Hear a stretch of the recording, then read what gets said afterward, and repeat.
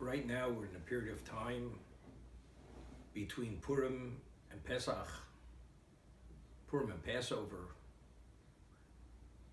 The Talmud tells us in a number of locations that Moshe Rabbeinu had enacted a law that one must be engaged and involved in lecturing and studying the laws which pertain to the upcoming holiday.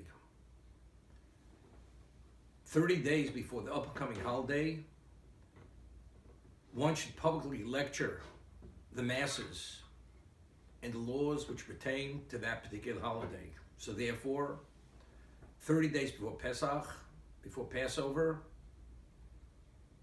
the disseminators of Torah, the lecturers, the students, were able to study the laws on their own, should begin studying the laws which pertain to the upcoming holiday. And this should begin 30 days before the holiday, because 30 days is sufficient time to be able to encompass and to address all the issues, to be fully responsible to observe that holiday properly. And especially a holiday such as Passover, Pesach, which has multiple laws. It spans many aspects of our behavior. For instance, in the time of the temple period, the Beis Hamikdash, on the 14th of the month of Nisan, which is the month when the Jewish people left Egypt, a Paschal lamb had to be brought in the temple on the 14th of Nisan. It was slaughtered after midday on the 14th of Nisan. All the participants who had shares in that particular species, which could only be a goat or a sheep, had to be previously invested in the animal before it's slaughtered, that it should be considered their animal, their Korban Pesach, their Paschal lamb that's being slaughtered. There are two positive commandments.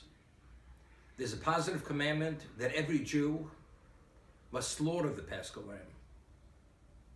And every Jew must eat minimally the volume of an olive of meat of the Paschal lamb, which is known as a kazayis. Kazayis meaning an olive. But if every Jew has an obligation to slaughter the Paschal lamb, the Korban Pesach, it is an impossibility. We only have one slaughterer slaughtering a lamb or a goat. If that's the case, how do you have multiple people who participate in that particular animal? How do they all fulfill their positive commandment of slaughtering? The Talmud tells us there is a principle which is derived from the law of the Paschal lamb, and the principle is known as the principle of agency.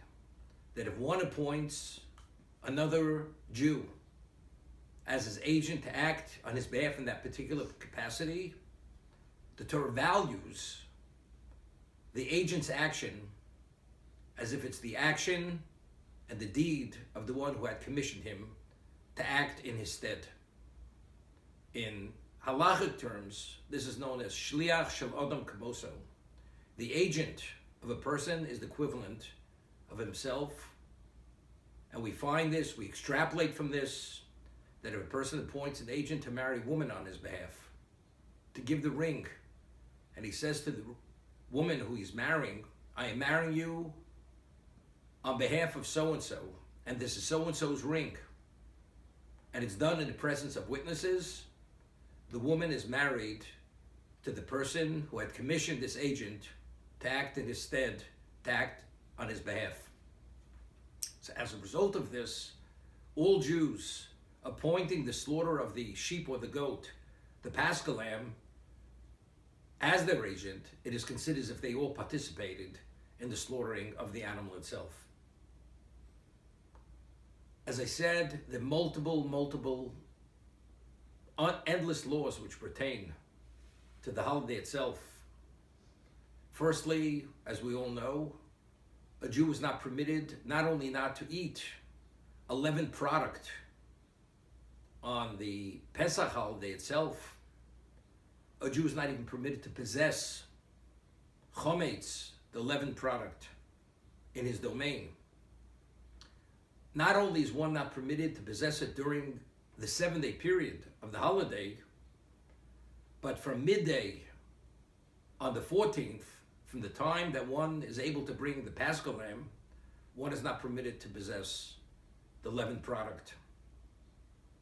Even a product which is inedible, such as the yeast. Yeast is not edible. One's not permitted to have yeast in his domain, in his possession, from the 14th, from midday onward, until after the holiday is over. If one does possess it, one is in violation of a negative commandment.